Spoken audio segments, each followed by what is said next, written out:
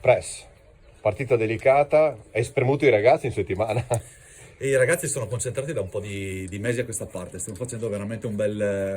bella seconda parte, dividiamo il campionato in due, una prima parte in cui abbiamo dovuto conoscerci, una seconda in cui le cose stanno andando bene, i ragazzi stanno facendo quello che ci aspettavamo all'inizio anno, adesso bisogna concludere nella maniera migliore, prima di tutto perché se lo meritano. C'è qualche premio?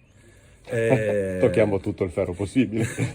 Per la giornata no, per fine campionato vediamo, non abbiamo ancora parlato con i ragazzi, stiamo veramente vivendo giorno per giorno, continuando a credere in questo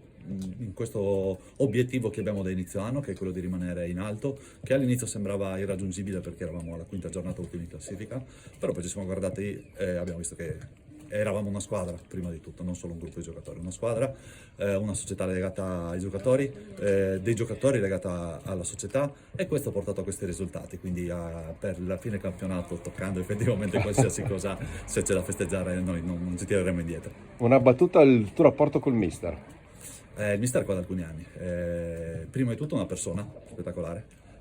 la passione, la voglia, l'interesse che ha nel calcio è qualcosa che comunque ha portato anche a noi, ha contribuito a portare anche a noi il suo modo di vedere il calcio, non solo prima squadra, qualcuno magari non sa che spesso è qui molto prima, spesso è che guarda e che consiglia o comunque cerca di tirare un po' le somme anche per quel che riguarda la parte alta del settore giovanile. Ricordiamoci che Fossaltese prima di tutto sono 150 famiglie che, con tanti ragazzi che sono qui a fare il settore giovanile, a crescere tutti quanti insieme con dei principi giusti, con un modo di vedere il calcio che è quello di crescere, di socializzare tutti insieme. In bocca al lupo, Press. Crepi e in bocca al lupo Giuseppe.